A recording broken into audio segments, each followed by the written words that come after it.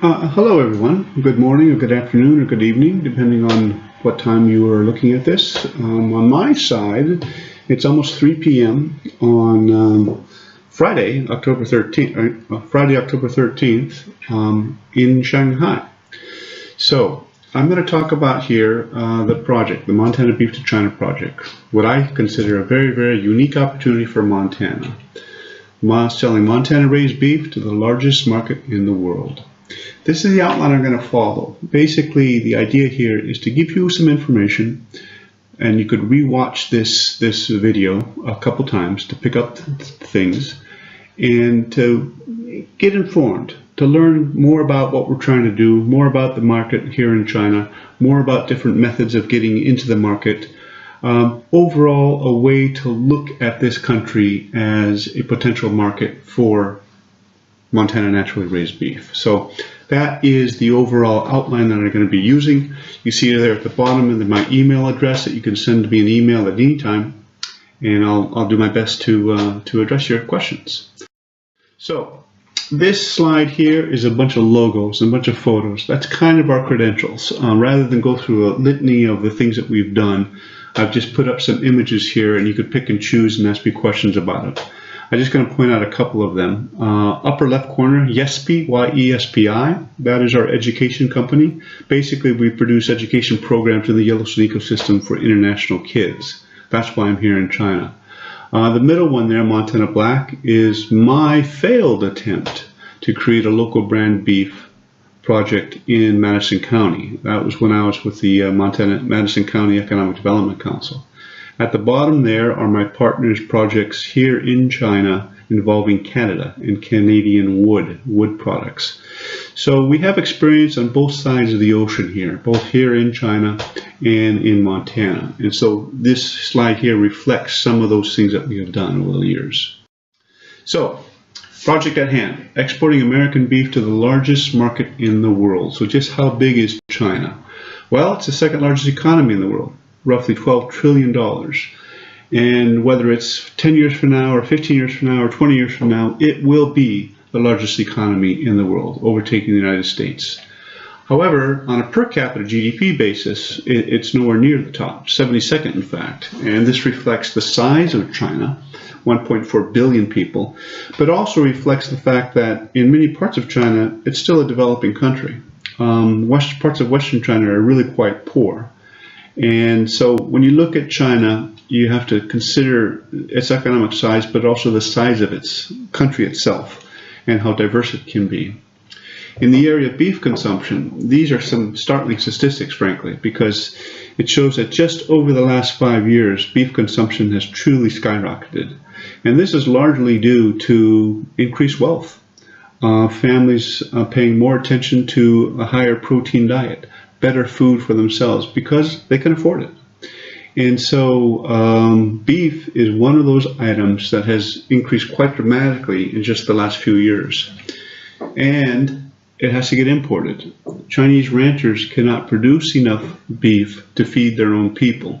And so again, if you say 5 years from now, roughly imports of around 90,000 metric tons. This year, nearly 1 million metric tons, all imported. Another telling point here is in 2003, which was the last year that the U.S. was in this market, total imports of foreign beef into China was around 15 million. 10 of that was U.S. beef.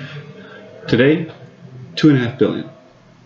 So I hope that makes your eyes pop out of your head, because China is growing, their consumption is growing, and they can't feed themselves, so they must import, and that is where our opportunity is. How do we take advantage of that opportunity? We tell a story. I think we can tell a very, very compelling, very beautiful story. Some of you will probably recognize these images here, and certainly that quote from Paul Harvey. This is from the Super Bowl commercial a few years ago, when he talks about on the 8th day, God looked down on his planned paradise and said, I need a caretaker, I need a farmer.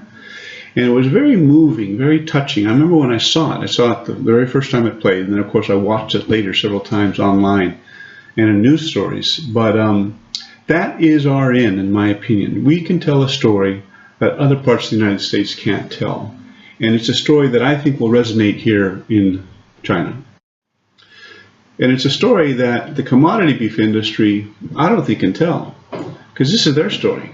Their story is a feedlot somewhere in the Midwest. Their story is one of animals living in CAFOs eating grains. And that is commodity beef. Montana natural beef story. Here's our story. Our story is a beautiful backdrop. Our story is grass. Our story is mountains. Our story is fresh air.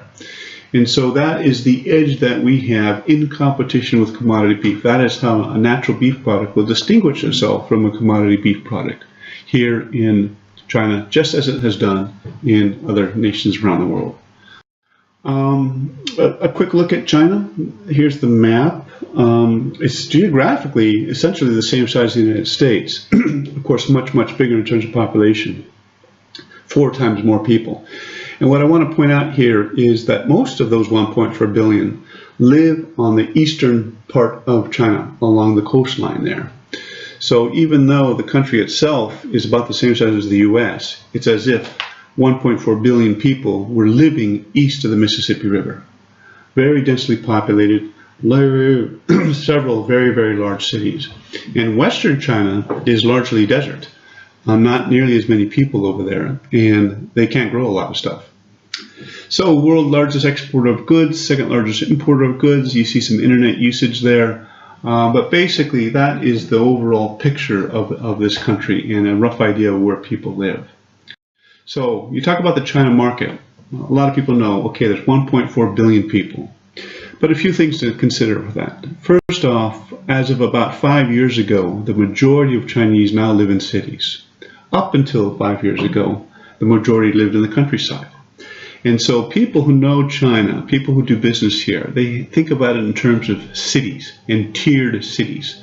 So you have your first tier cities, Beijing, Shanghai, Guangzhou, large cities with very developed infrastructure, fantastic metro systems, lots of economic activity, lots of foreign companies, lots of trade. Second tier cities, a bit smaller population-wise, not terribly so, but smaller, less developed everything, infrastructure, airports, metro stations, high-speed trains, so on.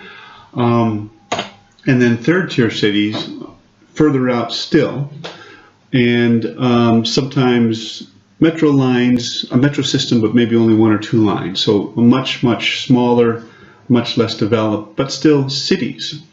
And so when you have a tiered city strategy, what you do, you just say, my market for my product is not 1.4 billion people. It is, for example, the 18 million people who live in the second tier city of Chengdu, which is in Sichuan province, which is in southwest China. So you find a particular niche market, and that is how you approach China. If you think in terms of 1.4 billion people who will eat your product, you're going to be off the rails. Your head's going to explode, and you will ultimately fail. However, if you think in terms of, okay, my market is Suzhou, the third tier city that has 10 million people and is actually quite near Shanghai, that is something I can get my hands around. And so that is the approach that we'll be using as we go forward. Where is our niche? In which city, in which tier do we pursue sales? So some of the priorities of Chinese families, very important. Number 1, far and above the environment. The air here is as bad as you probably have read and seen in various news reports. And so the people, the government, everyone involved, burn less coal, have cleaner air, invest in more renewables, better days. And there's some, I mentioned there some ideas of what government has to worry about, litigation and political stability, but basically, clearly, burn less coal, clean up our environment. And so, the idea that China is going to continue to buy American coal, continue to buy Montana coal is incorrect. The trend is clearly in the opposite direction. So number 1 priority, environment. Number 2 priority, education. That used to be number 1 until the environment got so bad. Because it's been a cultural priority for all of Chinese history. you always invest in your children's education. That is number one. And so right now there's about 500,000 students in American universities here, and that is growing even faster. That's growing very, very fast. And that's actually where YESB is. That's why I'm here in Shanghai now. Third priority, food safety. And this, of course, is relevant for our project. And the reason it's a high priority now is Chinese companies, very, very large companies, have burned people. They've poisoned people. They've made people sick. The most famous one is a milk powder scandal about 10 years ago. Had a couple 100,000 victims. It also led to things like the purchase of Smithfield Foods in Illinois, a big, large pork processor, for nearly $5 billion. And the reason for that purchase was, aside from ensuring a more stable supply of pork, but its technology, its cleanliness, its management practices, and it's a brand name. The American brand name, an American brand can go a long ways in this country because for what it stands for. And I think that is one of our ends in creating our story, in creating our strategy, in creating our product. Social media in China is fantastic. I mean, it is growing so fast. There's something called WeChat, which is kind of like a Facebook, WhatsApp, Twitter combination. All kinds of users, all kinds of activity. You can do so many things on that. Here, I don't use cash that much because I use WeChat. I just go beep with my phone and I pay for whatever it is I've just purchased. So WeChat and all its combinations is going to play a significant role in any kind of business going forward in China. I encourage you to take a look. Youku and QQ. Youku is something like YouTube. QQ is something like a Yahoo, Google, Gmail email service. So a lot of Chinese will have a QQ email account. Youku, I mentioned it here. Some of that data is a little bit old, but basically it's YouTube. It's videos, and it might be videos of American TV shows. It might be videos of cats playing the piano. I think it's going to be the venue for, say, videos of a kill floor in the Midwest, videos of a CAFO in Kansas. So the commodity beef industry is going to have to deal with a Youku video showing how a cow is raised in these commodity feedlots. And that's something where we can show how a naturally raised cow is raised in Montana. Starkly different images. Last one, I want to talk about Alibaba. Alibaba is something like Amazon, and it's owned by a guy named Jack Ma, China's richest man, according to Forbes. And the significant thing about Alibaba, it's essentially a platform upon which all kinds of other businesses take place. And so it's a crucial piece of the whole e-commerce puzzle, if you will. It's seemingly everything is somehow connected to Alibaba.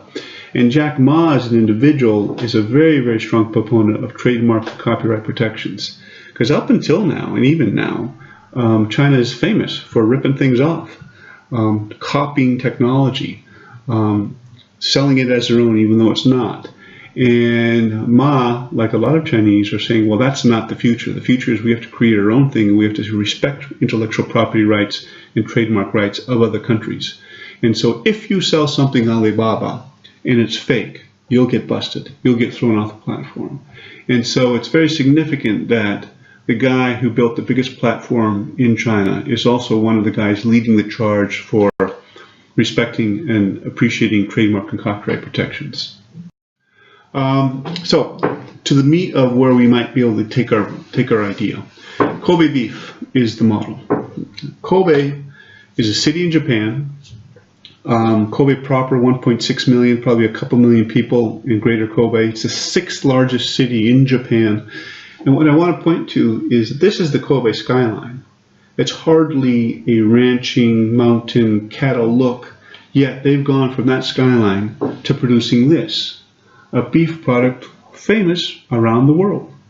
Heavily marbled beef, and that has taken hold. And I think it's taken hold because the idea of eating Kobe beef is associated with high class, high quality, unique, very, very much a niche product. And my argument is this: Montana beef can do the same thing. Here's our backdrop. This is a picture of the Rocky Mountain front. I'm from Great Falls, and we had a cabin up there for years up past Augusta. And so I used to see this as a child every weekend as we went up to the cabin. That's our backdrop. That's where our cattle are from. That is more of a natural environment for a cow. And we translate that into this, a dining experience. It's not going to be a Kobe beef product. It's not going to be that marbled. It's going to be something different. And how we shape that story, how we shape that experience is the key to this entire project. So Kobe beef is a significant model in as much as it's a way, it's been proven that you can take a model, you can take a story and make it go worldwide. And I think that we can do the same thing by combining our backdrops with our dining experiences, the product that we can actually create. So how do you do that? Probably 3 steps, a business-to-business approach. We work directly with trading companies, directly with distributors, directly with stores and restaurants, and they receive the product and they distribute that product. B2C, business-to-consumer model, is that we have more control over the story.